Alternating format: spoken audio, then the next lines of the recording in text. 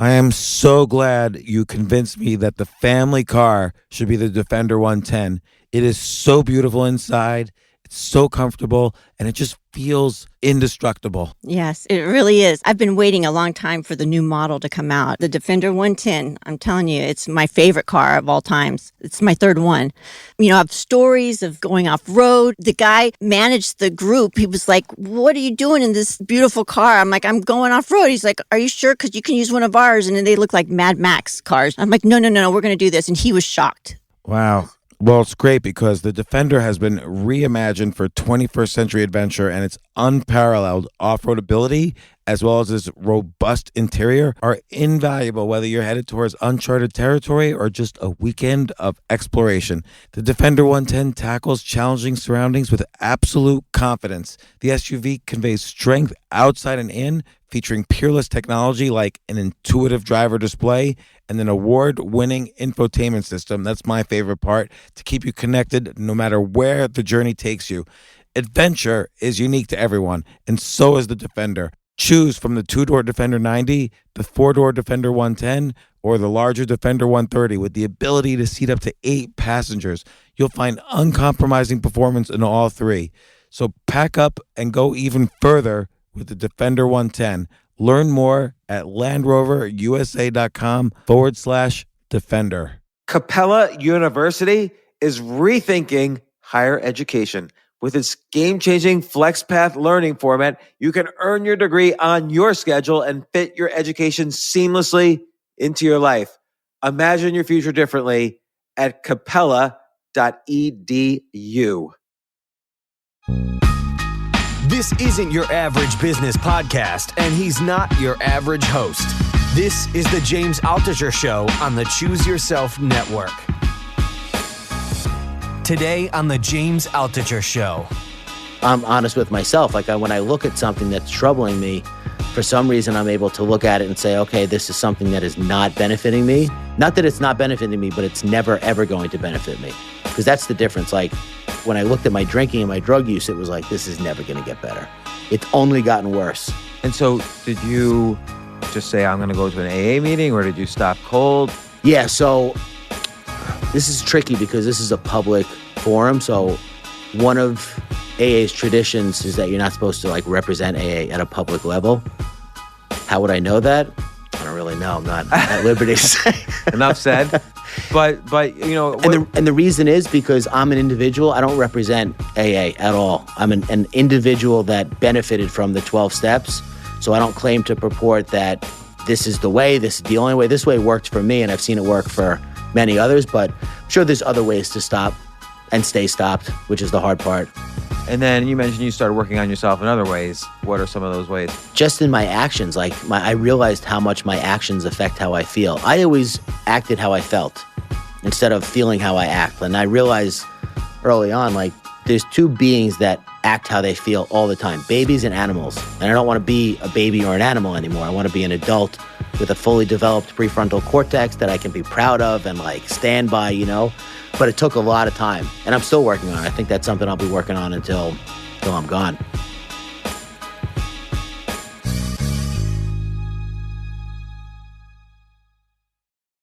No, I really enjoy your think tank podcasts because, well, we'll talk about it in the thing.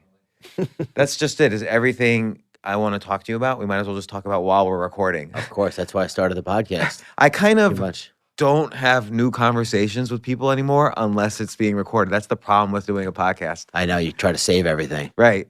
So I've got on Tank Sinatra, who is, I want to say you're world famous, and yet many of my listeners might not know who you are. So I'll give an intro. You have you're like the master of making viral memes on Instagram. You have you've built up from nothing. You have 1.7 million Instagram followers now. You also have another account, Tank's Good News, right? On Instagram. Yeah. It's got 1.1 million Instagram followers.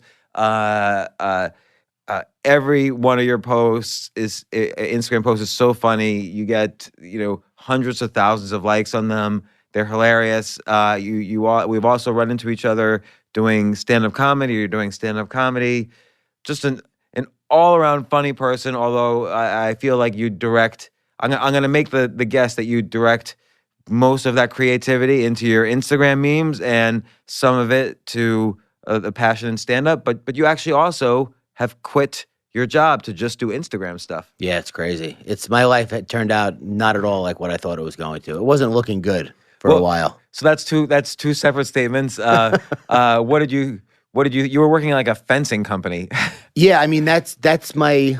I guess that would be considered my second life. My first life, I was a drunk, drug addicted disaster of a human being. It literally looked like maybe I was going to die today, if not today, maybe tomorrow.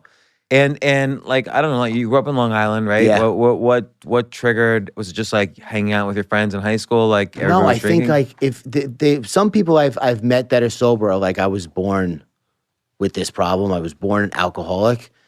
From the first time I drank, it was a disaster. But looking back, what that tells me is that I had a tremendous amount of energy. I was just pointing it in the wrong direction. And then once I was able to arrest that issue and aim my energy in another direction, my life got really good. And then very recently, it got even better, which I didn't think was possible. It's like every time I check, my Why do you life say is very better. recently it got better? Like the last 3 years with the whole Instagram thing Right. and being able to quit my job. Like I've always wanted to do comedy for a living, but I was too scared to do stand-up until recently because it hurts when people don't laugh. Like it really sucks. So Instagram was a way for me to kind of keep a buffer between me and the rejection. Like if a post doesn't do well, you do feel bad a little bit, but it's not like that gut reaction where you're like, man, I should Although quit like, everything. When so I write articles every day, and I've been Yep. doing that since like 2000 or 2001. Yep. But around 2009, I started posting much more deeply personal and vulnerable and transparent articles on Facebook and other social media platforms. And if I didn't get I knew how many likes I should have gotten on It's a the good worst article. part, yeah. I did feel bad, and particularly like an article, and maybe this is true for an Instagram post too. An article, it's like I'm pouring my blood into it, and it's a story about me. And so if it doesn't get the likes, I would get really upset at myself. I got over that, to be honest. Oh, you have to. But it lasted for a couple of years, that feeling. Yeah, it does. It's hard to shake, but that's why I had a hard time in the beginning with my Instagram pages because I wasn't the first because there's somebody that I have in mind who like I looked up to when I started making memes. I mean, yeah, and there's some famous ones, and you knew you were working with Fat Jewish, and there's also the famous Fuck Jerry. Yeah. So these guys were aggregate accounts where they would just find stuff and post it. So if you find something on the internet and post it and it doesn't do well, it doesn't really hurt. It's just like, oh, that sucks. I got to find another post. But if you create a meme or a joke based on something that happened in your life that you think people are going to find relatable and funny, and then you post it and it bombs, it's like, fuck, what am I doing here? Yeah. So okay, we're gonna get back to that because so at 20, I guess you've been sober like 16 years. 16 years, yeah. So around the age of 22, you decided to, hey, well, like, was there a rock bottom moment? Was there like that classic cliched rock bottom moment? There wasn't. I mean, I had some major catastrophic events in my life, but those don't really do the trick. What happens is just a slow grinding away of your soul and your person becomes apparent, and you're like, I have maybe three more like energy boosts where I can like maybe bounce back from it. But I feel like I was getting close to the end. And then after I got sober, 9 months after that, the guy who I was the closest with that I did the most partying with died of a drug overdose. So it was like, man, maybe I was even closer than I thought. Who knows? Can I ask what? And this is a really stupid question. No stupid questions.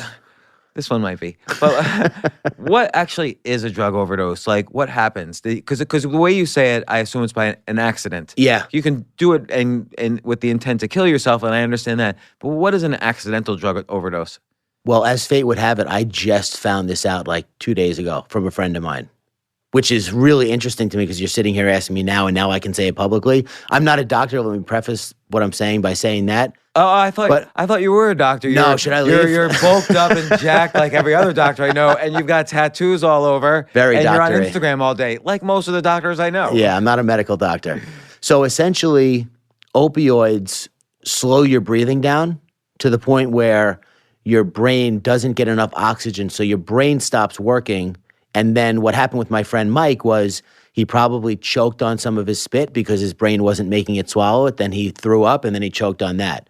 So, like, I've napped in my car hundreds of times. And when I'm at that angle, sometimes when I'm falling asleep, I'll choke on my spit. Like, I'll wake up coughing and like I can't catch my breath. I have to imagine that's kind of what happened, but his brain wasn't on, so it didn't trigger the same thing it triggers in me or anybody else normal who's like, oh, my body's not getting oxygen. I should probably violently shake about so that this problem fixes itself.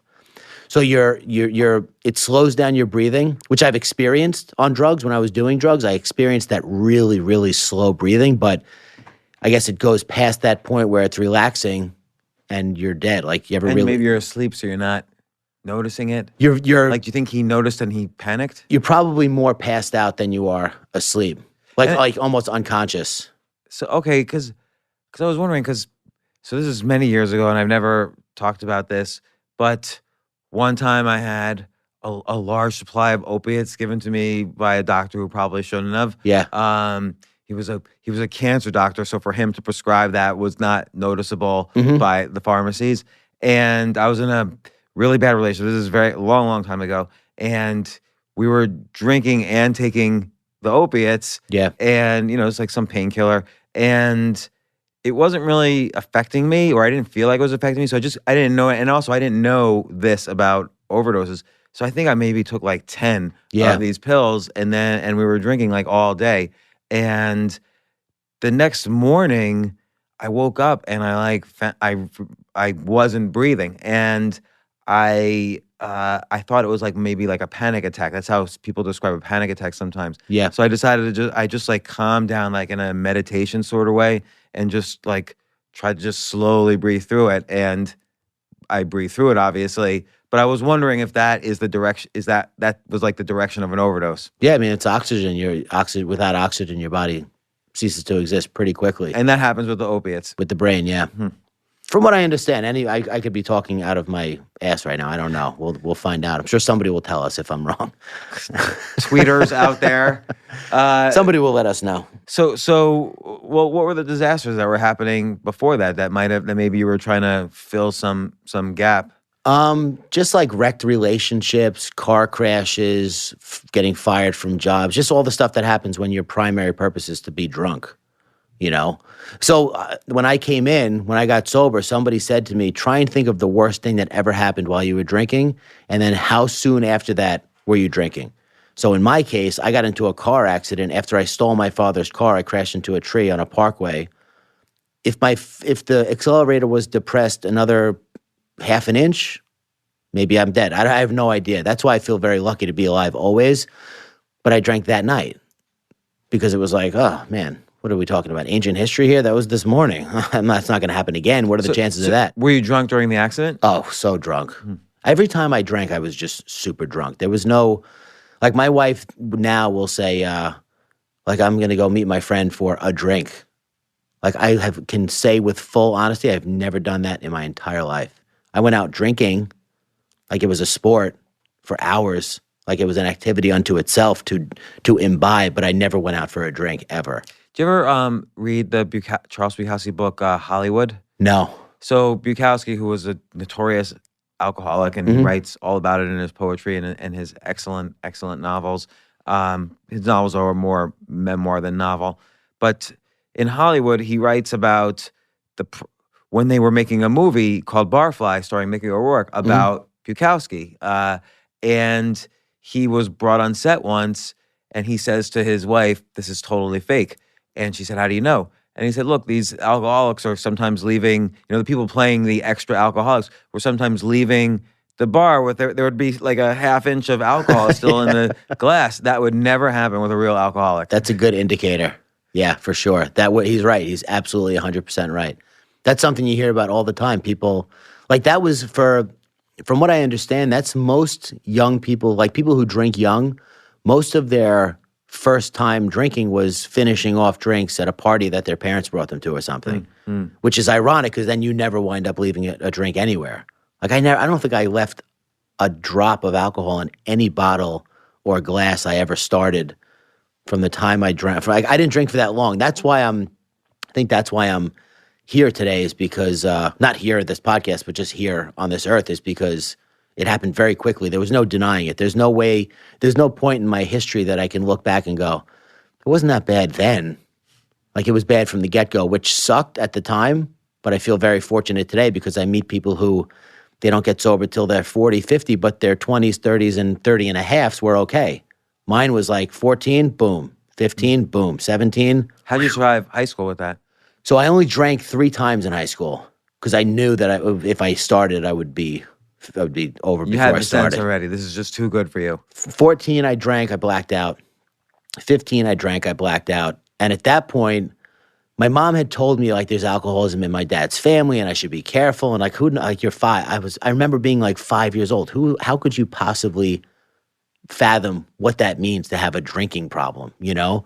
But once I started, I was like, oh, okay, this is like, I see what she's talking about now. So you like connected the dots and said, okay, I know I'm susceptible to this if I've got the gene because it's in the family. Yeah. Like, I have one friend, for instance, his dad's an alcoholic.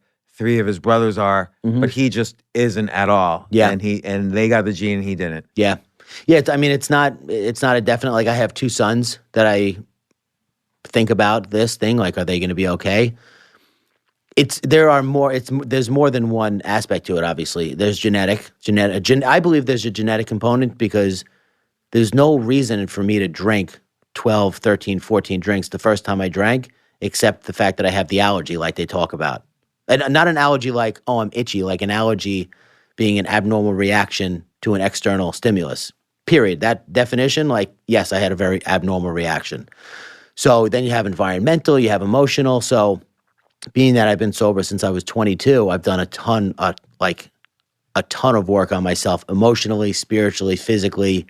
I have coping mechanisms that I use when stuff rises up that I didn't have growing up. Through no fault of anybody else's, my parents were doing the best that they could with the tools that they had. So I'm trying to give my sons better tools, and they're not going to see me drunk, and they're not going to see me passed out on the living room floor and think. Did you see your dad? I didn't see him like that, but I remember my mom being scared a couple of times. I don't remember exactly what it was, but I remember it being a problem in the house. There was definitely some tension around the subject of drinking. Are your parents still around? Yeah. Yep. And do you see them? Do you talk to them? Yeah. My dad seems to have like calmed down, which is very rare. He doesn't value it as much, or he just like, sometimes people can be very obstinate about their abstinence. Like, they don't want to not drink, and he does drink, but it just doesn't seem like it's an issue anymore for him. Either that or he hides it. I don't know. No idea. And so when you were getting kind of better out of this, well, first off, was there more than just alcohol? Was that a gateway sort of drug? So it's funny because when I was being taught about drugs, they said that pot was the gateway drug, but alcohol is 100% the gateway drug. I never smoked weed and was like, let's get some cocaine. Ever. With alcohol? Oh, for sure. Why do you think that is?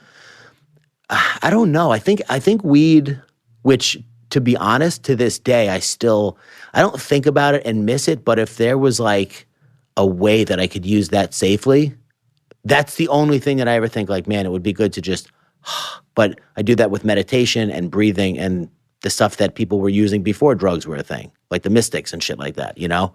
Did you get, did it go deeper? Did you get into, like, I don't know, cocaine or heroin or? I did a little bit of cocaine. Cocaine for me was, I've heard it described as like a vitamin that allows you to drink more. That's basically what it is, because it's really effective for that purpose. I don't enjoy the feeling of my heart about to explode. I don't like that. I want to like chill, not feel like I'm dying, you know? But it did allow me to drink more. Heroin, I never tried, thank God. Crack, I never tried, thank God. If crack had crossed my path when I was drinking, I mean, there's a pretty good chance I would have tried it.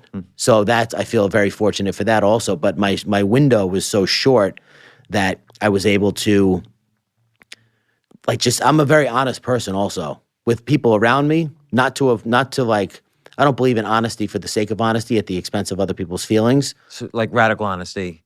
Yeah, like, you're an asshole. Like, if you're just saying whatever you want at all the time with no consideration, like, you're honestly an asshole. Like, I don't think that's That's a good bit. but I'm also honest. I'm honest with myself. Like, when I look at something that's troubling me, for some reason, I'm able to look at it and say, okay, this is something that is not benefiting me. Not that it's not benefiting me, but it's never, ever going to benefit me. Because that's the difference. Like, because you can have bad runs with certain things, but not feel like this is actually never going to get better. When I looked at my drinking and my drug use, it was like, this is never going to get better. It's only gotten worse. And so, did you just say, I'm going to go to an AA meeting, or did you stop cold?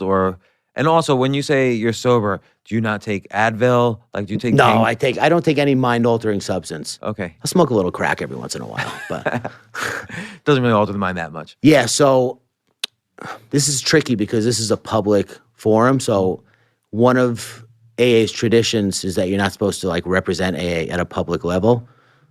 How would I know that? I don't really know. I'm not at liberty to say. Enough said. But you know, And the reason is because I'm an individual. I don't represent AA at all. I'm an individual that benefited from the 12 steps.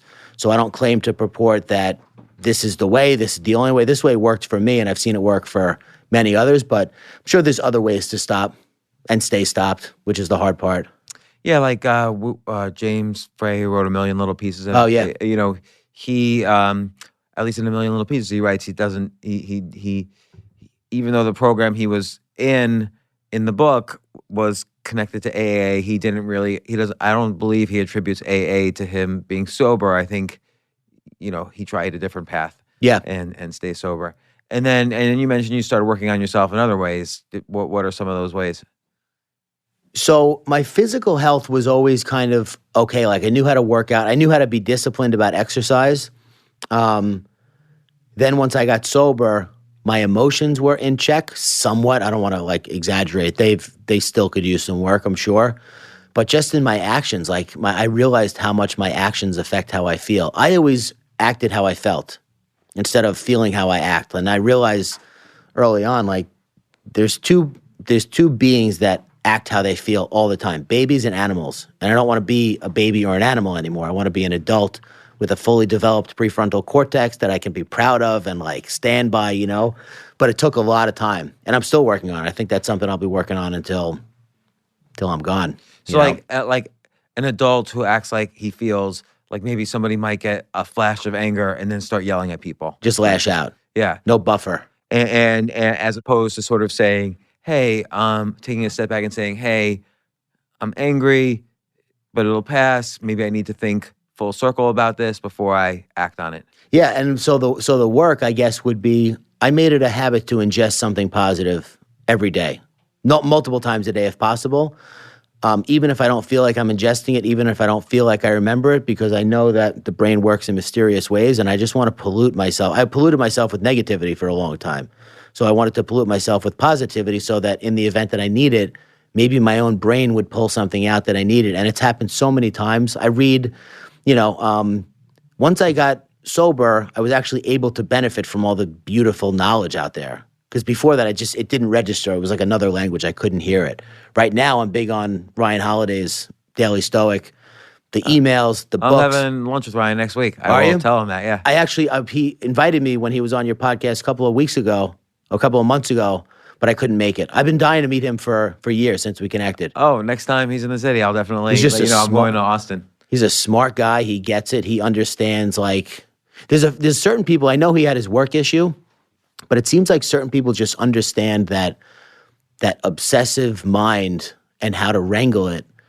And I like to think that I've become one of those people. I may not. I feel I've wrangled my own mind, and my own mind was one of the most obsessive I've ever seen. So I feel like if I can do it, I can benefit from other people who have done the same, like Ryan and Dr. Drew seems to really understand the pain that people who are obsessed with whatever they're obsessed with go through, because it really does suck. You were talking about panic attacks. I haven't had a panic attack per se, but I've had my own little version of anxiety that manifested itself in ways that I never would have thought it could. Did you go to therapy? Oh, yeah. Heavy. That helps. Sometimes more than others. Like right now I'm going once every 2 weeks just because I haven't walked in there in a long time and been like, we need to talk about this right now. But I always get something out of it. The guy's great. Yeah, it's interesting. Like I've been seeing the same therapist for almost 4 years, and I went in for a specific reason. But when that reason was no longer a problem, Yep. I realized that there was just benefit continuing to see her, just because I don't know, just they have this kind of suitcase filled with life strategies or ways to look at things that are always useful to me. And so, like, if I'm having any kind of situation where I'm stuck, she always knows the right way to kind of unlock some curiosity for me about what's really happening. Yeah. And I appreciate that. Yeah, well, professional help is, the fact that there's stigma around it blows my mind. I personally can't believe it because it's so beneficial and it's so valuable. But I do understand why some people might feel weird about opening up about something they've never opened up about before, but you get used to it pretty quick, Yeah. you know? So then I guess it's sort of a fast forward, but you start working in fences, Yeah, yeah. building them or selling them. I was selling them. So you would go up to somebody and say, your neighbor's dog could go over to your house pretty easily, and you have a garden here. I don't think you'd like that. Maybe you should put up a pretty thick fence. Yeah. And Yeah. they would say, you're right. Yeah, you're right. No, it wasn't too much door to door. The guy that I worked for was a friend and just a really brilliant guy in his own way. He wasn't, and he'll be the first to say this, he wasn't book smart. He didn't do well in school. He knows how to make people feel like this is the company I want to use, from the logo to the messaging to the trucks to the guys he employs to everything. It's just, and when I would watch him sell, I would want to buy the fence from him. I'd be like, you know what? I'll handle this fence. I'm going to buy this fence for you guys. Because he was so good. He would say sales is just a transference of energy, period, which I totally believe. Because if you're excited about what you're selling, if you're excited, it doesn't mean everybody's going to get excited, but they have no chance of getting excited if you're not excited. That's so true. Like, there's all these books about sales and what power words to use and this and that. But I know from my own experience, I've started like a bunch of different businesses, and my main thing is that you have to really believe in the vision, and then your only job as a salesperson is transfer that vision from your head to the other person's head. Yeah. And since the vision's so strong, you find lots of avenues to do that because you legitimately believe this will help someone's life.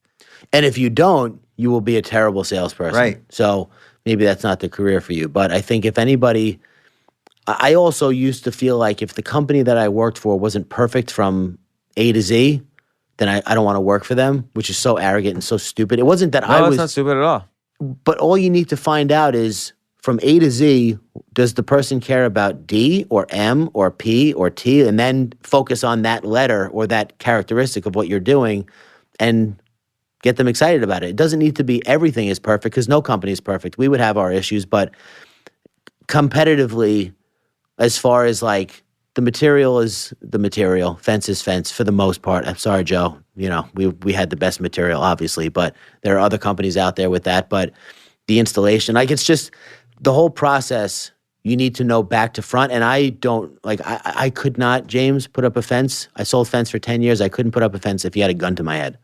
That would last for more than 3 hours. So what made you so passionate about it? I liked him, and I liked the company, and I liked my free time, and I liked making money. So it was I always liked construction because I like the feeling, not that I know what it feels like, but the feeling of satisfaction you get when you finish something. I can imagine that feels pretty good.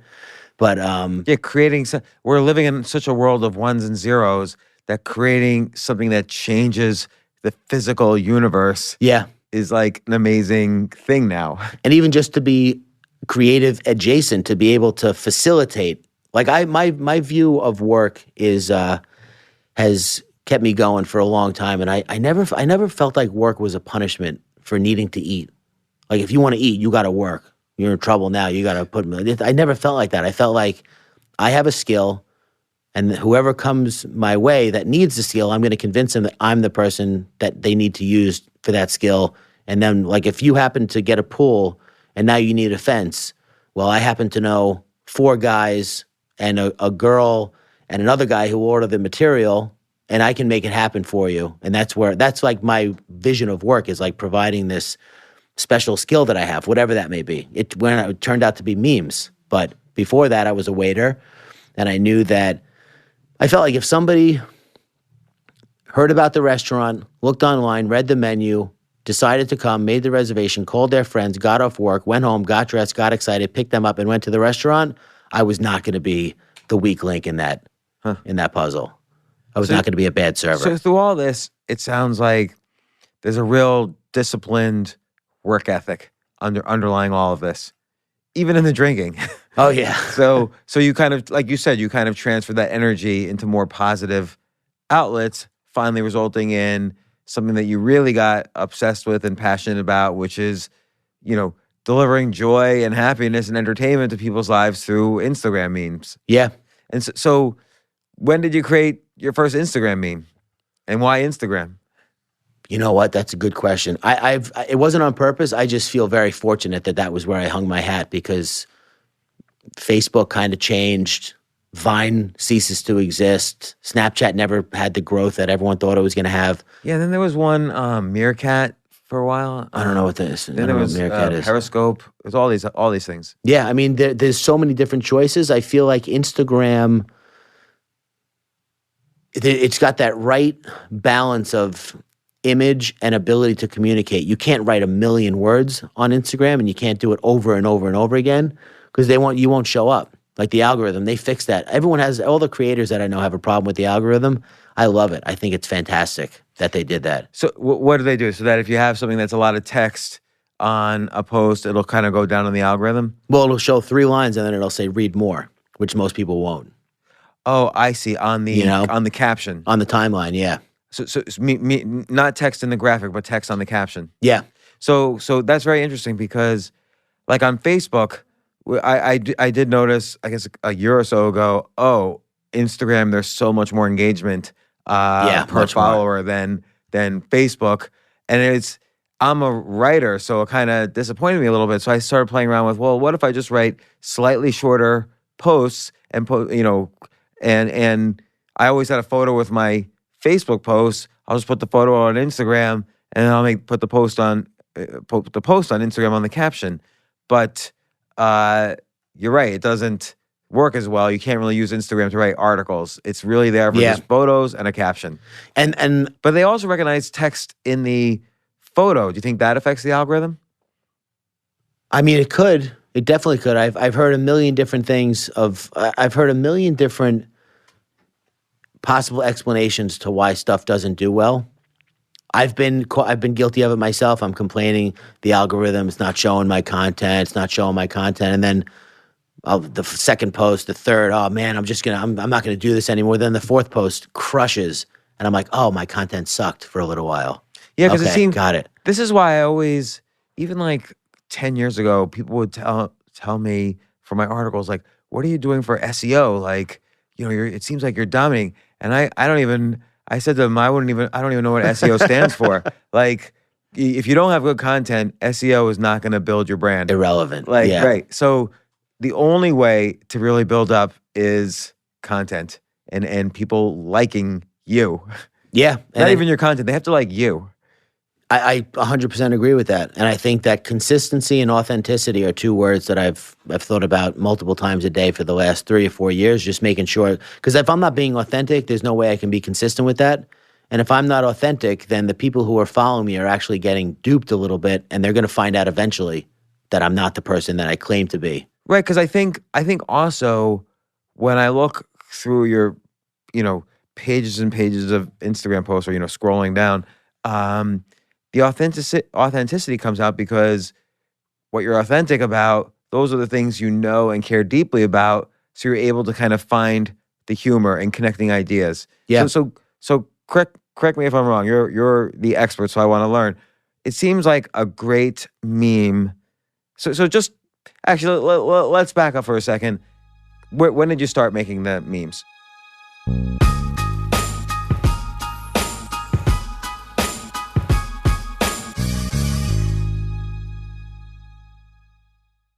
Oh my gosh, I love these clothes. Mizzen and Main, that's Mizzen and Main, It really is the most comfortable work clothes.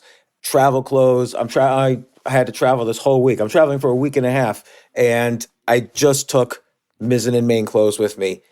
Close out 2023 in style with comfortable, breathable, packable, and machine washable pieces from Mizzen and Main. As you wrap up your year-end goals, enjoy a Mizzen and Main dress shirt that you can wear confidently. I like that they've very just nice, solid colors. I don't really like to get all fancy in patterns and everything, although they do have some pattern shirts, but very comfortable clothes, stretchable pants. It's just super comfortable, but they look professional and you can wear them casually or professionally. I like some of their flannel shirts or untuck shirts. I love untuck. I never tuck in. So again, whether you're shopping for a special someone or giving yourself the gift you really want, I just buy myself gifts. Mizzen and Main is the perfect gift for any guy who works, travels, and or cares about looking and feeling great. As you could tell by my many photos across the internet, I care about looking fantastic. I'm practically a model. And let's be honest, every guy loves to look great. So again, shop now at mizzenandmain.com and save 20% when you spend $130 or more using promo code James. That's promo code James at Mizzen and Main, Mizzen and Main.com.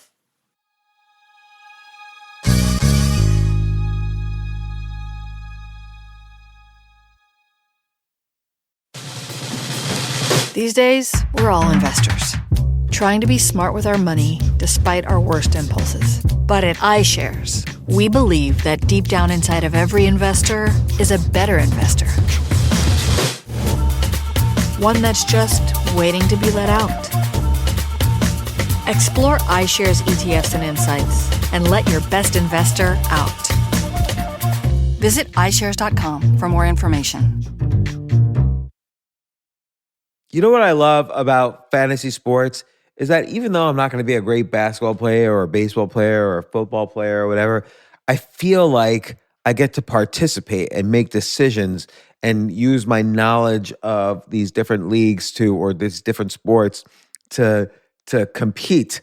So it's like I can pick my team or I can pick my favorite players and I could use my knowledge to make predictions and maybe even make money. So with the basketball season here, you can now pick combo projections across football and basketball from the Specials League on Prize Picks. This is a league created specifically for combo projections that include two or more players from different sports or leagues. Want to play alongside some of Prize Picks' favorite players like rapper Meek Mill and comedian Andrew Schultz, who's also been a guest on this podcast, and I've been a guest on his? You can now find community plays under the promos tab of the app to view entries for some of the biggest names in the Prize Picks community each week.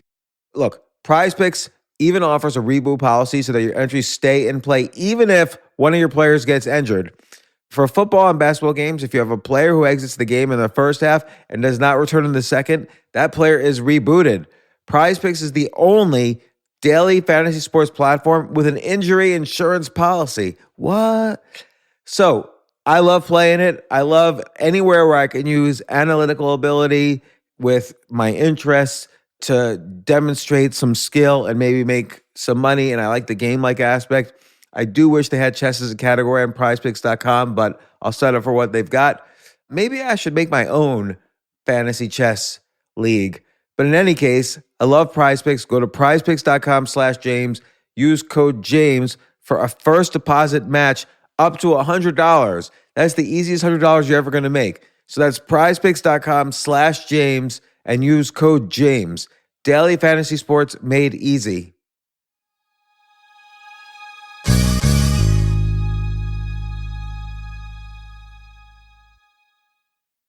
Okay. So the first one, I don't remember the exact date, but it was sometime mid to late 2015 or so. Maybe closer to into 16. So you had a few Instagram followers and Yeah. like how many? I think at that point when I started making them, I think I had maybe less than 50,000. But I was reposting memes at that point because the Fat Jewish kind of took me under his wing and was hooking me up left and right. He's got a bad What do rap. you mean hooking you up? Left and right? Tagging me in the caption, tagging me. Every time he tagged me, I get 2,500, 3,000 followers. And he did it a lot. He did it like 2 or 3 times a week for a year. So it was like, my page exploded. Because you were providing memes for him. Yeah. Were you creating them or just kind of searching the internet and sending them to him? So originally, I was just searching and sending that to him. I was on Reddit a lot. So like someone on Reddit would post a funny picture and you would just forward that to him and say, hey, this is a funny picture. Yeah. Yep. How did you define funny? Like what was funny to you? Because you would see like thousands of pictures. Yeah, I would see a lot. I don't know. Like I'm a pretty normal guy for the most part. I think my sense of humor and my taste is pretty 80%, pretty bell curvy. It's not like I have this fringe sense of humor on either side. So I just if I thought it was cute, and not cute in the sense of a puppy, but like, oh, cute, like they made an attempt at humor, and even though I didn't laugh out loud, I understand it, and I would send it to somebody. I would collect those, and then I would send them to him, and he would post 3 or 4 a day and or tag so. you. Yeah. Not every post. Like he would do it a couple of times a week because then it looks crazy. It's actually a diminishing return after a certain point. So he knew what he was doing. The guy is, people like him. How many Instagram followers does he have now? He's got 10.4 million. Wow. Okay. And Fuck Jerry has 14 million.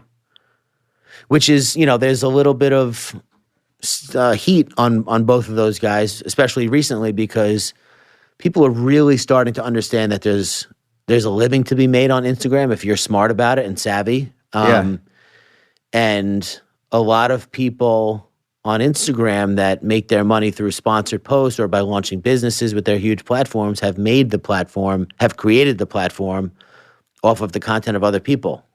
So I can't say anything because those guys both help me. Fat Jewish, way more. But I've never been reposted without credit. And I think that for the people there's a lot of people who write one joke and they hang their hat on that and they're like, that's the joke. That's the one that's going to make me. That's never going to happen. No one of nothing is ever going to make anybody. So I understand why they get upset, but it's like my answer to them, even though they never asked me, would be funnier more often, more prolifically, write more jokes. If you really want to be known as somebody who provides the world with humor, don't get so hung up on that one joke. I'm not saying they should be okay with it, but to stifle their own creativity at the expense of, to try and hurt somebody else for stealing their content just seems counterproductive. It seems a little silly. Like, what do you mean? Like they wrote one joke and then they start. Like they put their foot down. They're like, that's it. I'm not writing any more jokes until that one gets credited.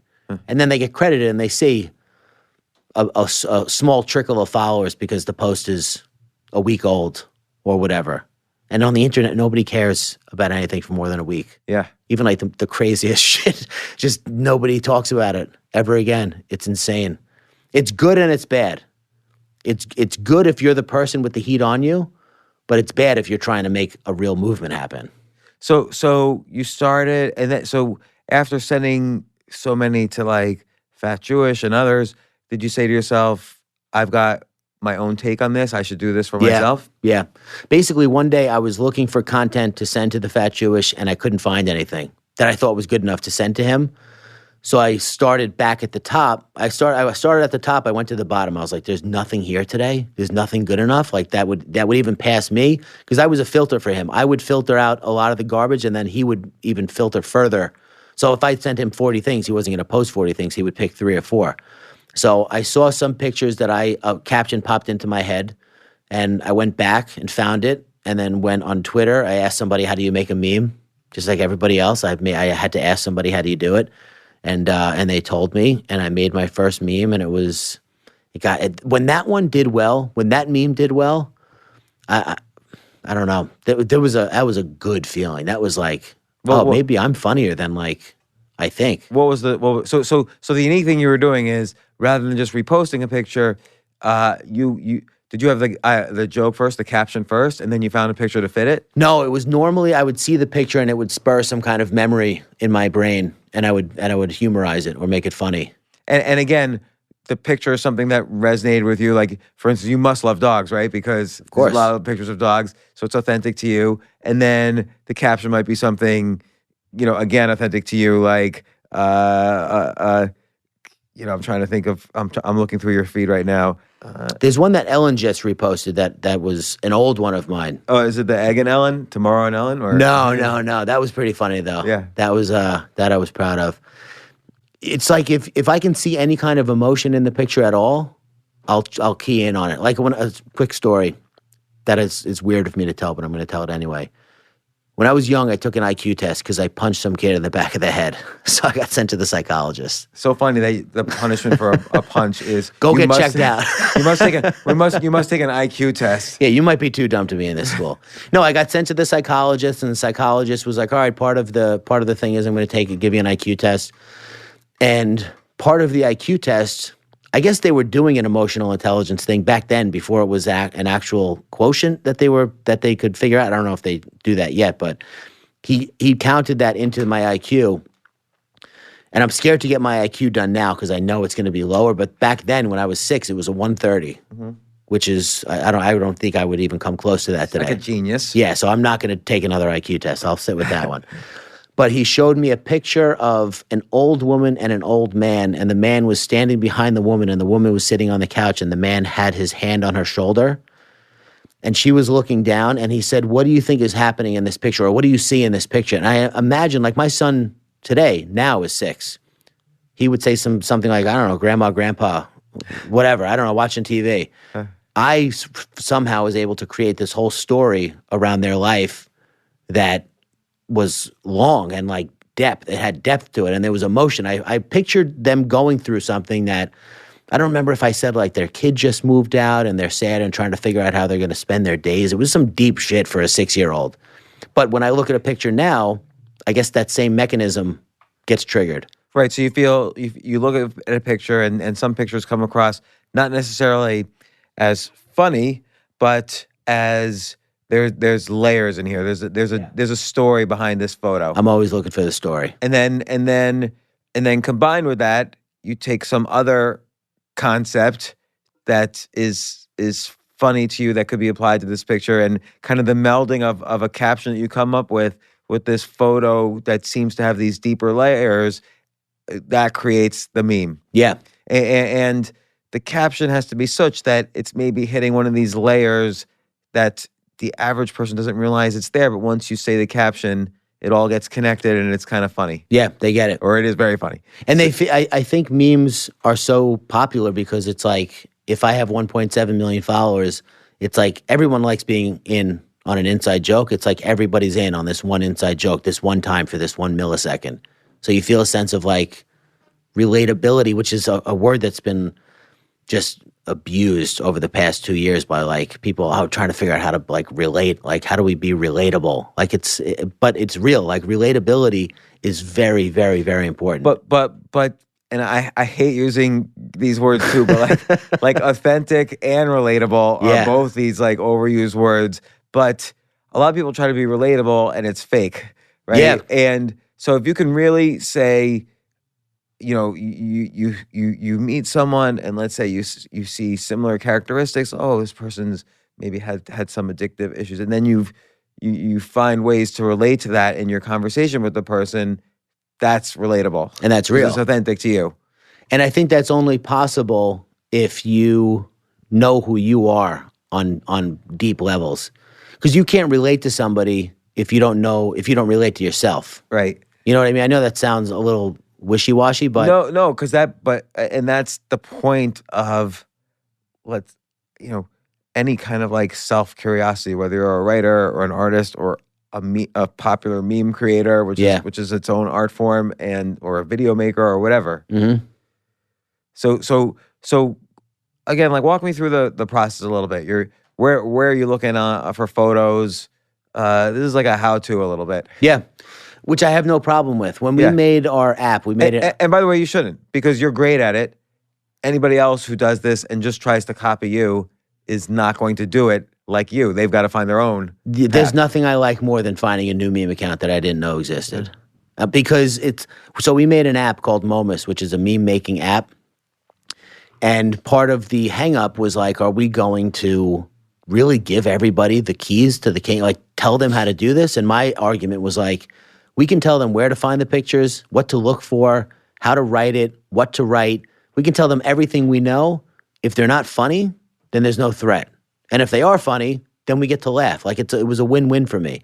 So Right, you're not losing your followers No. just because of someone else. This is to a billion people on Instagram. that's why I don't understand the credit thing, because it's like it takes nothing away from the person who's posting it with the big page, and it gives so much to the person that they credit. Like you got to figure, if you're back before Instagram, it was like the name on the marquee. Everyone wanted to see their name on the marquee. They just wanted one day to see their name in lights. That's the closest most people are going to get to it, but it's like so much bigger because the name on a marquee gets seen by what? A couple of thousand people in a small town, a couple of hundred people. You get reposted by Barstool Sports. Your name or your Instagram handle is being seen by millions of people. So to rob people of that is like a little bit, I don't know. That's the only part that I don't understand about why people wouldn't give credit, because it takes nothing away from you at all. Right. So let me see. So I find the pictures on Reddit for the most part, and then I use Momus to make them. Where on Reddit? Pics, funny, Photoshop battles, woof IRL, me IRL, awe sometimes, but awe is dangerous territory because animal owners are a little crazy sometimes. So like, there's so many good memes on your page now. I'm like, I'm having the choice ambiguity Analysis paralysis. Like here you have like the guy from, I forgot what show it was, the mayor versus. That's Parks and Rec. Oh yeah, Parks that's and Rec. from. Yeah. So he walks into Home Depot and the guy offers him help, and he's like, "I know more than you. Like, don't ask me if I need any help." And then your most recent one, I like because it's kind of a riff on this other famous meme, is you have a picture of yourself. If this post gets more likes than the world record egg, I will literally get an egg neck tattoo. It's got 245,000 likes so far and 1,700 comments. Yeah. It went a lot further than I thought it would. Do I want to get a neck tattoo? Not really. You'll need 18 million to. No, 53. Oh, 53? Okay. Yeah. I just remember when it got passed. Well, what happens Kylie is Jenner. like the internet decides something needs to happen, and it just, once you get caught up in that wave, there's no stopping it at all. So like, you can't. just to describe the world record egg. So the world record egg is Maybe the most famous Instagram meme. I don't know. for sure the most famous egg. Yeah. Definitely the most famous. So this was not to take anything away from the guy, but it was not a new thing. This helped me beat Kylie Jenner's record. This had been going on for months. Instagram always has these trends. Like right now, it's these sex bots that are driving me nuts. They're driving me crazy. They're everywhere. Every post, they're everywhere. Every account, every whatever. Before the world record egg, it was like you'd post something and then immediately there would be a bot that would auto-populate a comment that says, "I post the same picture of a watermelon every day. Follow me now." Or "I post the same picture of a bowling ball every day. Follow me now." That died because that's stupid. Then it became Kylie Jenner has the world record for 18 million likes on Instagram. Help this picture of a hammer beat her world record. Ad infinitum, over and over and over again. And for some strange reason, that egg, that account, because there was many eggs trying to beat the world record also. It wasn't like that was the first egg even. You can tell by his name. He's got underscores and 3 words. So for some reason, the internet just got behind this guy. This guy must have like read The Secret right before he posted it. I have no idea. I don't know. Well, and there were a lot of people claiming, is he still anonymous, the world record egg guy? Pretty much, yeah. He's got to figure something out. I'm actually watching and I'm like kind of annoyed by what he's doing because he's doing nothing. I guess maybe he feels paralyzed a little bit because it's such a massive responsibility. I do like what he did with the Super Bowl ad with Hulu and mental health and whatever. Well, what did he do with those? So everybody, I think that happened in maybe around like in December, sometime around there. It was just like a few months ago. Yeah, so the Super Bowl was coming up. So then the big conversation was, what is this egg account going to do? Because to have 10 million new followers on Instagram is like having 100 million old followers. Like they get the same engagement as The Rock. Right. Because they're all brand new, fresh, engaged accounts. They're high up on the algorithm. They're going to show up. if The Rock has, not to be morbid, but The Rock has 130 million followers and he's had that many for 2 years, a significant number, not a significant portion, but a significant number of people that are in that following are dead. Like they're not liking a picture. Right. Just statistically. So to have 10 million brand new followers, super valuable. The guy hit the lottery. I hope he figures it out. But Right, because I read one article which said if he just unhatches that egg and there's like a McDonald's logo in it or something like that, it's worth $10 million. Like, millions for sure. uh-huh. You could probably get as much for an ad on that page as they did as they would charge for the Super Bowl. Now, you didn't say the name, but I have the sense that you know who it is. No, I don't. I don't know. I've spoken to him a couple of times. I know Really? it's Why did you speak to him? He was trying to help me get him to promote his egg. Oh, okay. And then as soon as he caught steam, I couldn't get a hold of the guy. It was crazy, which I understand. I'm not mad about it. Well, you had some good piggyback ones, which I've seen in articles about the egg, which is the one where the egg's going to appear on Ellen. Yeah. And the one where Kris Jenner has a gun, like we're going to track down the egg. So I just love making people laugh. It's like if I had to choose one thing to do for the rest of my life, that would definitely be it. It's always been my number one choice. Well, you're doing it like this. Everything has its cycles and its waves, but Instagram does seem to be the default place now where people are putting photos, just like Google. For like, sure. Nobody would think to use any other search engine but Google, really. I'm not like Binging something. I'm Googling it. No, you'd Bing nothing. Right. And, there was a lot of competitors to Instagram. There was, Flickr, Snap, and so on, but Instagram won. Yeah. And so this is not going away, which I guess leads to what made you decide to quit your job and do this full time? So I was able to. Like, how do you make money doing this? Because it's a platform with attention and eyeballs, people will pay for that, for a moment of that attention. How like Companies. where's an example? Because I don't see you promoting anything. So if you go down a couple of posts, I just did a sponsored post for Bumble, who I have an ongoing relationship with. They're a really good company, good people that work over there, good message, good mission statement, the whole 9 yards. It's a dating app, but they also have Bumble Biz. And What's Bumble Biz? Bumble Biz is like a business networking app, like LinkedIn with swiping or whatever, or Bumble dating, but for business. And then they have Bumble BFF, which is like, I think that's probably the least used one out of all of them. I'm not sure, but basically it's not easy making friends as an adult. So if you move to a new town and you want to meet new people, you go on there and you swipe until you find somebody who looks like they could be a friend. I think it's cute. I think that people more and more are going to be looking for real life experiences off the internet. So which one's so I'm looking for which one's the sponsored post for Bumble? So it's, if you look for a picture of people in jail with their hands through the bars. It wasn't that long ago. It was like less than 2 weeks ago. Okay. Chad, Brad. Looking.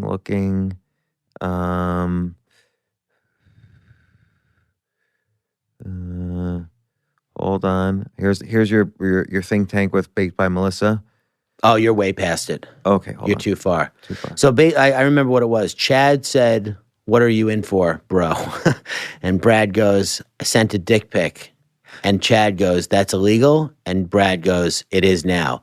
Because Bumble is fighting to get legislation passed that would make it illegal or a crime to send an unsolicited lewd image, which is crazy that it's not a crime, but it's not. There's no law around it at all. You can't walk up to somebody on the street and pull your pants down and show your junk without at least ruffling a few feathers. If they don't call the cops, they could, and you could be put in jail for indecent exposure. But online, I've gotten unsolicited dick pics. It's jarring, dude. It's like it changes your day a little bit. You're like, what is my life? That's funny. So, and then, oh yeah, I see it right now. Yeah, and then do you say this is sponsored by Bumble? Yeah.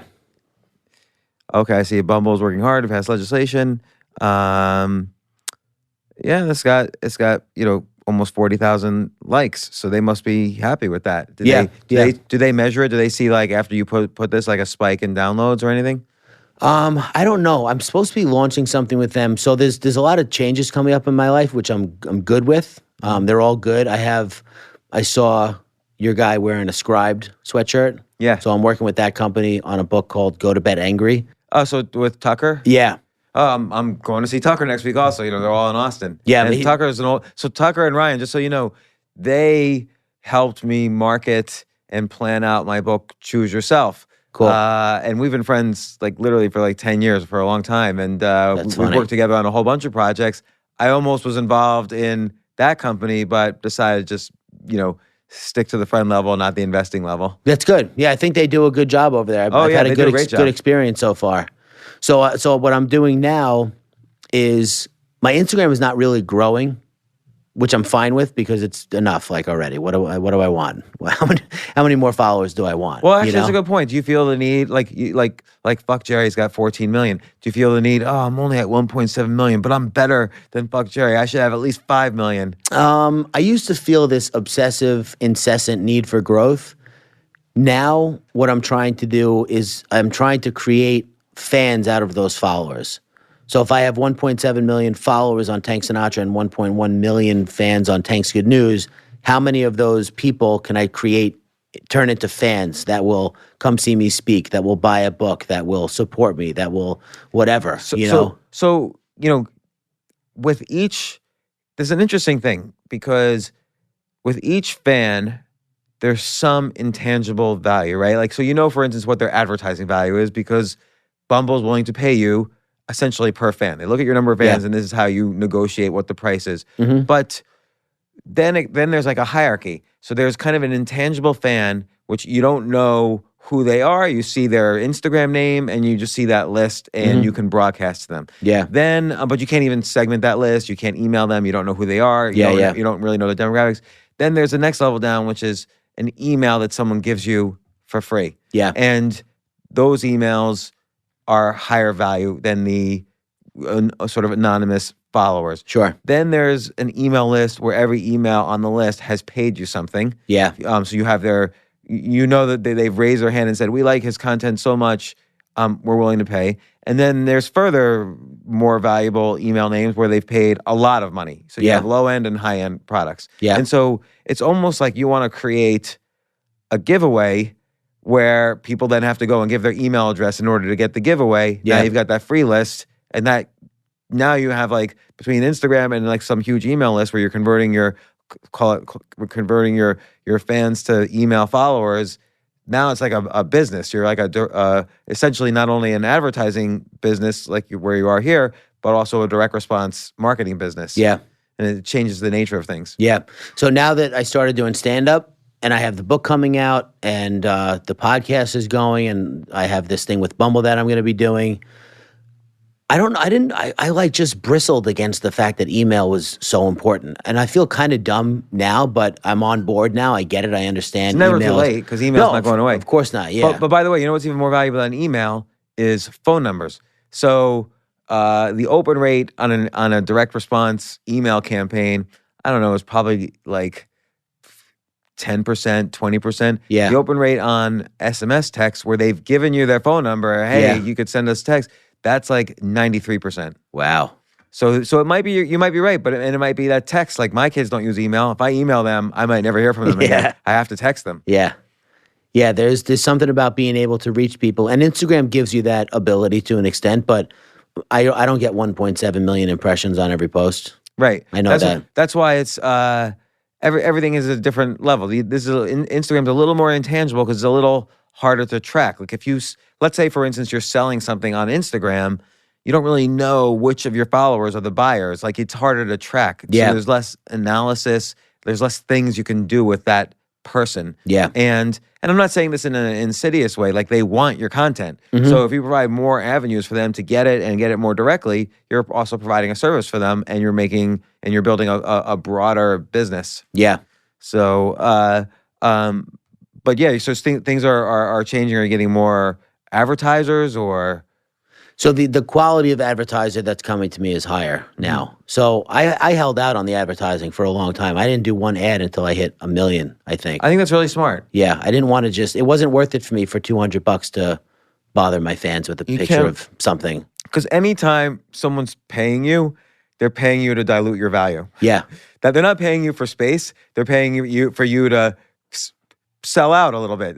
You're literally selling out to someone else. Yeah, that's why I like working with Bumble, because they understand. I don't want to not only do would I not work with like another dating app if I'm working with them. I don't really want to do other ads, because it's like, how many ads is this guy going to do? Yeah. But I will. I've worked with Comedy Central. I've worked with I'm working with a company called Life Proof on something. It has to be cool for me to want to work with it. Like Life Proof is doing this giveaway where they're giving one person $25,000 for a gap year. Oh, that's great. cool. I think that's great. I have a campaign. Sign my daughter up for that.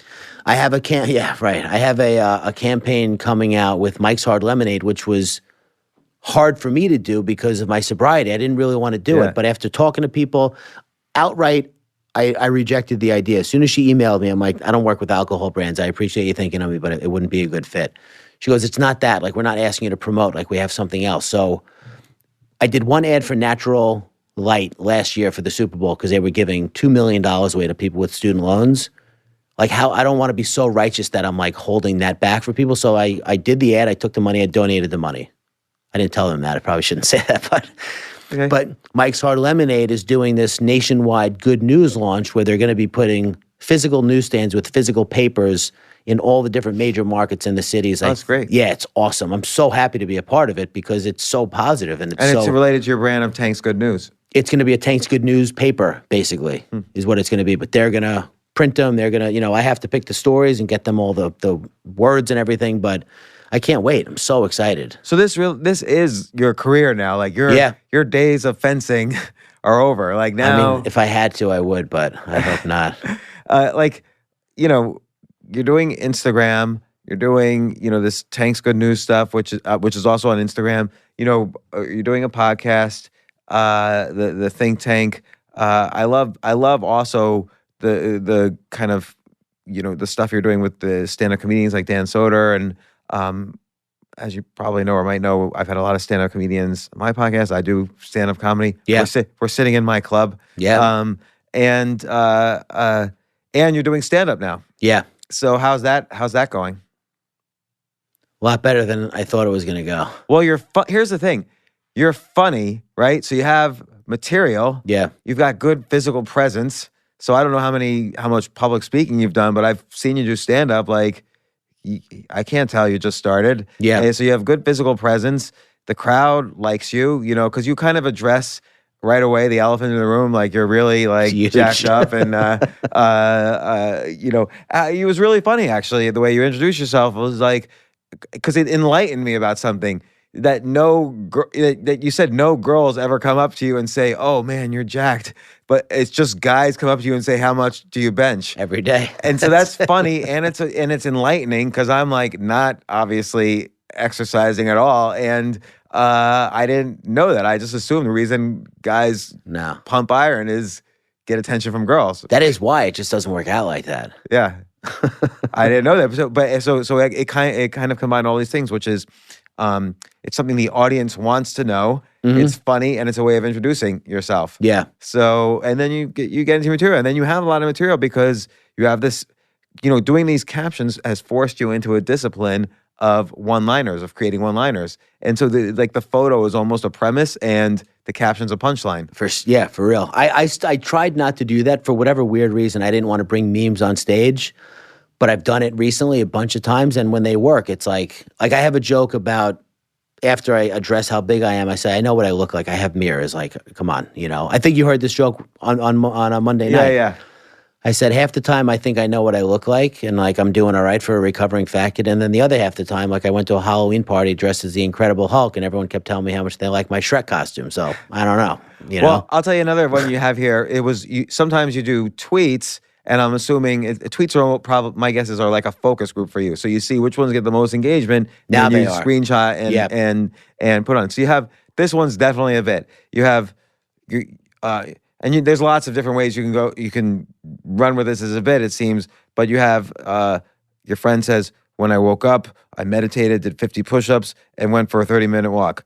Me, when I woke up, I spent an hour just waking up. Like, it seems like that could be easily a bit. Yeah. And you could there's all these things like, it's like the latest thing in like CEO porn is morning routines. Yeah. So you can you can go really deep, like just making fun of all of that. That's Like, funny. CEO porn. yeah. And that's just like, you don't like here, you're successful, you're choosing your own path, you've created a career out of like, it's like a magic act. And, and so you're qualified to make fun of like all these people. It's like, oh, I juice and then I meditate and then blah, blah, blah. And that maybe that's not what you do. I don't know, but it's funny. You know who gave me permission to wake up at a normal, ungodly hour, a not ungodly hour? Tim Ferriss. Yeah. Who I think is probably one of the most admirable, well-researched, just disciplined, diligent people. I've never met him, but I've been familiar with his work for a long time. I remember hearing him on his podcast talk about, he's like, sometimes I wake up at 8, 8:30, 9. I don't know. It doesn't matter. And I'm like, it doesn't matter. Everyone says you got to wake up at 5 if you're going to be successful. No, and Tim obviously is very successful. I know Tim very well. He's been on the podcast 3 or 4 times, something like that. I've been on his podcast. But I think there is some misconception of his work. When he says the 4-hour work week, he's not saying only work 4 hours. He's saying whatever you think you're being busy with your 80 hours, you can compress to 4 hours so that you could then spend all this other time doing other things you love. You can have lots of 4-hour chunks, but again, you're right. He does have his routines. Like he has a way of exercising. He has a particular kind of diet. And he is a big believer in sleep health, but I don't think he's the type of person who says you got to wake up the same hour every day and so on. Yeah. Well, when I read his book, that's what I got out of it. Cause I was like, I'm not going to do any of this stuff. But it did change the way that I viewed how I spend my time, especially now in today's day and age where if you're smart, that's the thing about making a living on Instagram is you have these guys who have these big pages and they can't figure out how to make a living out of it because all they do is grab content. Not the Fat Jewish and Fuck Cherry because those guys are doing great, but accounts like my size, they're not making a living on it because they're not creative. If you're going to make money, like you said, it's a magic act. Like you have to be creative about how you're going to make your money. And if you're not creative on your page and your page is not actually a reflection of your creativity, but your willingness to dig and scour the internet for content, you're not going to make it. You can. And it's been a challenge, but it's a challenge that I'm totally up for and I love it. I love figuring out how am I going to set myself up for the next 6 months now or for the next year. And then once I do, it's like now I can really focus on the creativity because now I don't have to worry about money. Man, I feel like I could brainstorm and just give you like 1,000 ideas on that, but that'll be another time. But now between Instagram and stand-up's like one of those things that could get obsessively addictive. Like, do you feel that? Yeah, it's kicking. Because I notice on your podcast you're bringing on more and more comedians. It's kicking in for sure, which I'm glad about. I prayed for that. I wished for that for so long because I saw people that, like, funny is totally relative, but I felt like maybe I could do a better job than this person that I see. Nobody major, but like I'd be out doing open mics and I'd be like, this guy's getting booked. Like I could get booked then, but I didn't get bit by the bug. And getting booked also is a whole. I think in the long run it's a meritocracy, and in the short run it could be frustrating, or in any one particular week or month could be frustrating. Yeah, for sure. You just got to be willing to play the long game, which I am. Yeah. I definitely am. I'm not concerned at all with how things are going on stage right now. I'm just concerned that I'm getting on stage and then I'm getting off. I'm not rating myself. I'm not grading myself. I'm not grading the crowd. Do you take videos of yourself? I record audio, yeah. Okay. But I'm trying to enjoy it. And they have a saying in recovery, if you go to the bar, they say not to go hang out at bars because if you go to the barbershop enough times, you get a haircut. Obviously, that doesn't apply to me, but yeah. I should go to the barbershop more often. But if I figured if I could just keep doing it, I would eventually get bit by the bug, and now I'm bit, and now I really want to see what I have in my depths, like in my soul. Do I have something to say? Can I make it interesting? Can I make it funny? Can I do that for an hour? Can I sustain that? Like that's my next frontier. And it's something I've always wanted to tackle, but I had the nerves I couldn't get past. And it's connected. Like, so I've been doing stand-up for like 4 or 5 years, which but I've been doing public speaking for 20 and, Yeah. and writing humorously for 20 or 30. And comedy somehow is such a hard, difficult skill. It has 10x'd my public speaking. Oh, which- yeah. And not vice versa. I'm trying to actually do vice versa, which is take the things I've learned from public speaking and bring it into stand-up, because I'm such a confident public speaker and people always enjoy it. But it's hard to go in that direction. Whereas stand-up, there's so many difficult skills that you have to learn simultaneously. It applies to public speaking almost immediately. Yeah. I remember when I did stand up when I was 23, that's when I kind of got into sales. And that's when I started meeting Yeah, girls. because it helps sales. It helps with. What could you possibly be scared of if you've done stand-up comedy in a sales meeting? Asking for money? And also with stand-up, you learn how to read strangers very quickly, the people Yeah. in the audience, like within microseconds. In an emergency fashion, yeah. And you learn how to kind of persuade them to your way of thinking a little bit. Like you're in control on the stage or they're in the control on the audience. Yeah. And that helps with sales. You know what? It even helps. I noticed one time I was on CNBC, it even helped there to there were 2 anchors and 3 panelists along with me, and it kind of helped to take control, and not control is the wrong word, but take the the frame reins. Yeah. there. So it's an interesting skill. So I love the pursuit of it. If you can, I guess you're right. Control and words like dominate, they have a bad rap. But if you can command a group or attention, there's never, if you do it in the right way and with the right motivations, there's usually no resentment. They're like, thank God, thank God this guy took the reins. Yeah. Even though they're supposed to be in control, they're the anchor. I'm sure it's nice for them to have some guy come on that they don't have to like pull, it's like pulling teeth trying to get him to talk. Yeah. I think it was Brian Regan said on to Jerry Seinfeld on Comedians in Cars Getting Coffee. He said, I don't try to make the audience laugh. I try when I'm up on stage, I try to make me laugh. Yeah. And because if I'm not laughing, what's the point in this? Like, Yeah. why would I even do this if I'm not having fun? And then he says, if the audience is actually silent, and meaning he's bombing, but he's having fun himself, then he pictures himself in the audience, and then he's just directly addressing himself so laughing in funny. the audience. And that kind of, everybody's got their own little tricks to figure this out, but I found that to be very interesting. That is very interesting. He's a master, Yeah. Who are your favorite comedians? Brian Regan. Yeah, I love him. I've always loved him.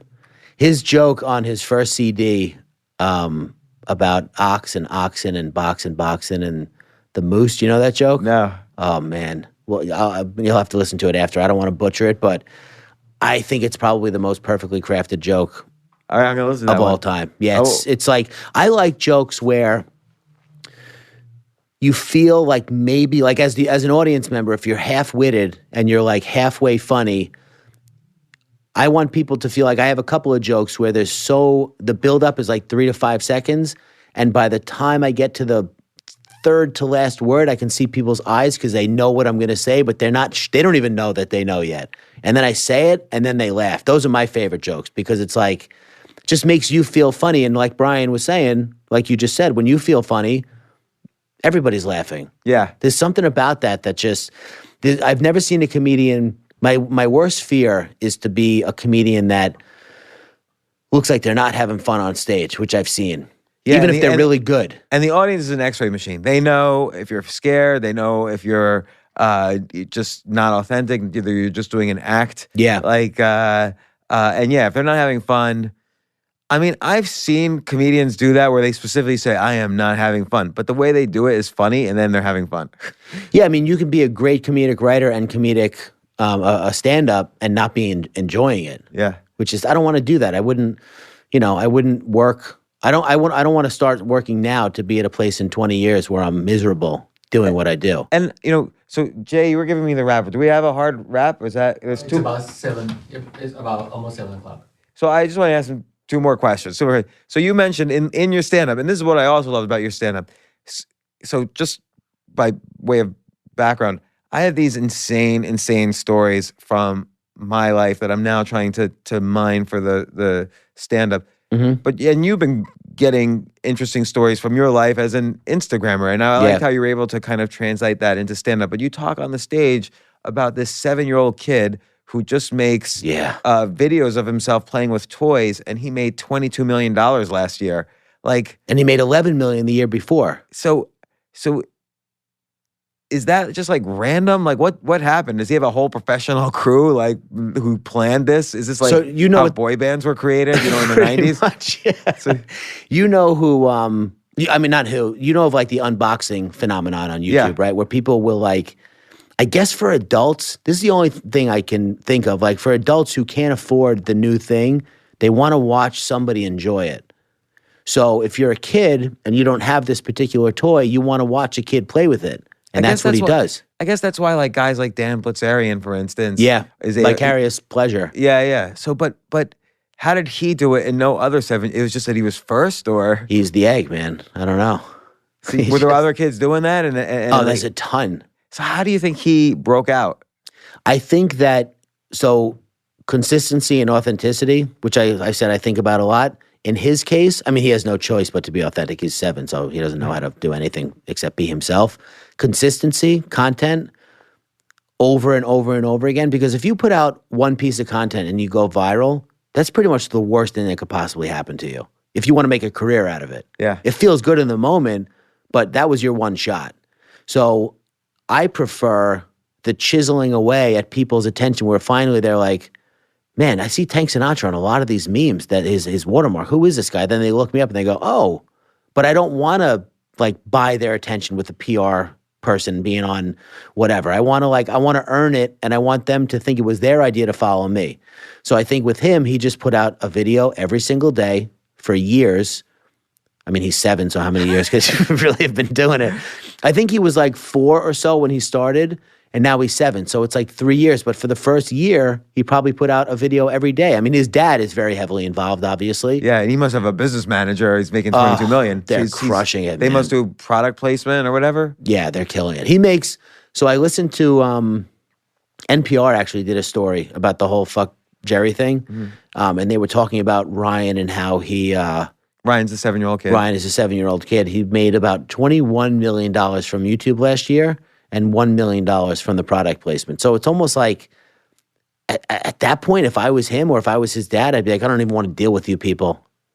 We're making $21 million off of just passive audience, people watching our videos. Why would you get involved with a company that is going to give you a hard time about how he played with the toy and you got to send an invoice? It's probably not even worth it for him to send an invoice to these people, you know?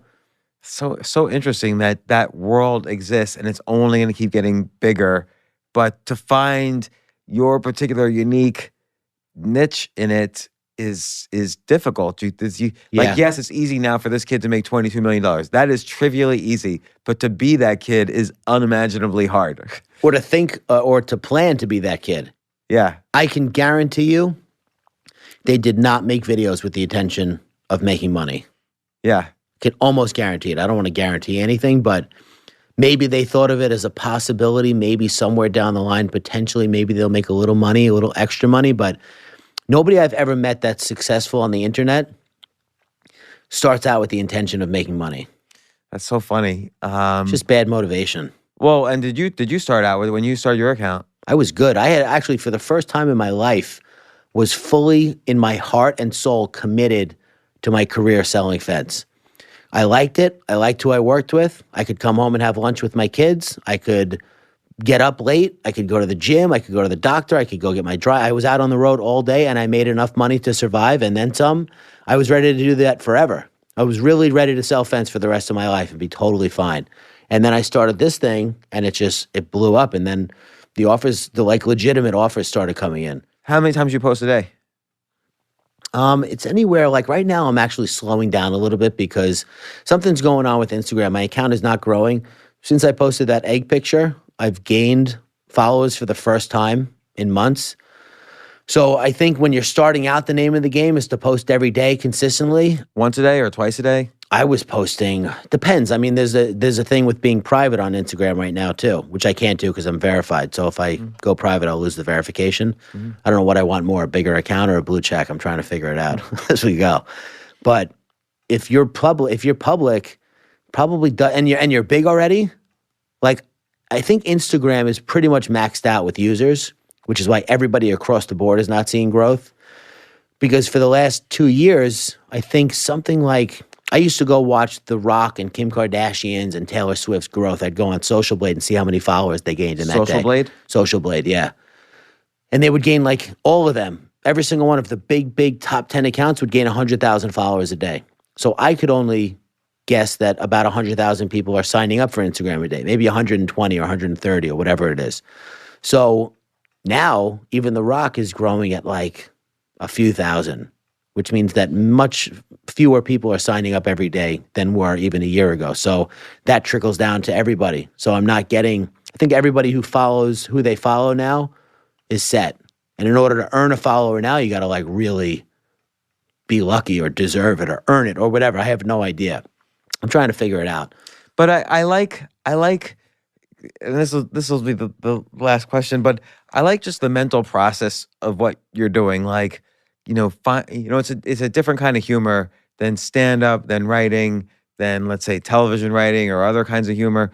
It's finding this picture that somehow resonates with you, like you described earlier, in this layered fashion, and then finding a caption that twists the picture enough, still hits one of these layers, and is also still authentic to you. And it might be, it reminds me of like it's usually two opposing concepts that meet together in a funny way, like that one we described earlier, where the guy from Parks and Rec is in Home Depot, but you talk about the gym, and both things important to you. Yeah. And but it's two different concepts that are intersecting, and that's a little bit of the humor. So just in preparation for this podcast, I decided, okay, I'm gonna try to emulate what I think is your process. So I created a bad meme. I can't wait to see it.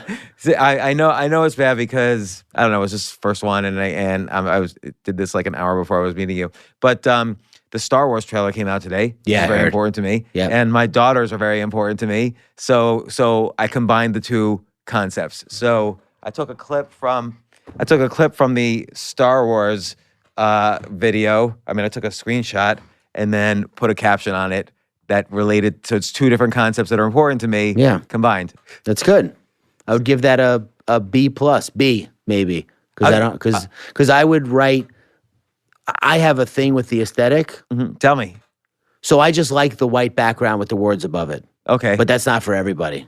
This is just for somebody who. See, this is going to hit. You have 80.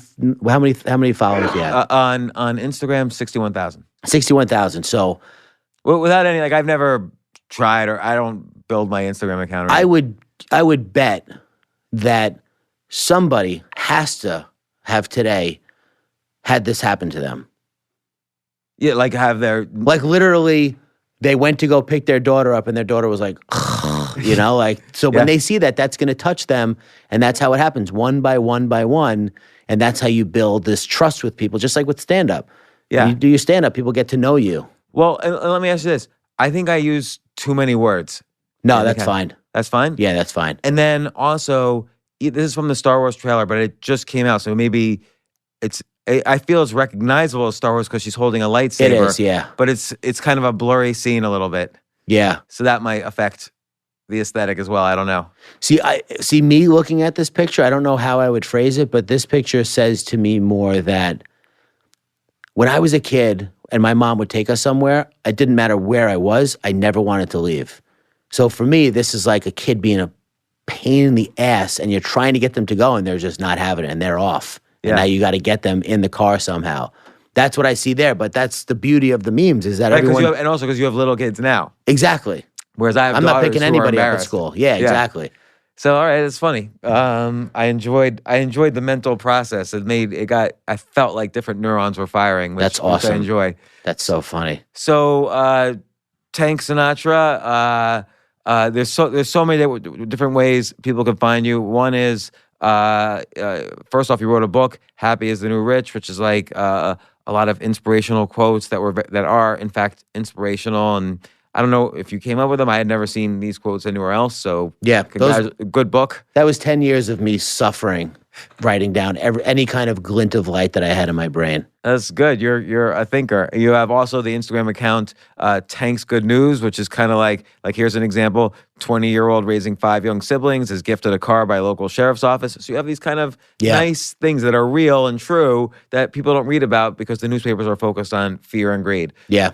Then you have, of course, your main account, which is Tank Sinatra with the blue check mark. Yeah. And you have all these hilarious memes. You also have the podcast, the Think Tank podcast, and you're doing Stand Up New York all around town. Yep. Thanks. Congratulations on everything, first off, and thanks for coming on the podcast. Thanks, man. It was a real pleasure to talk to you. I appreciate it. Same here. Thank you.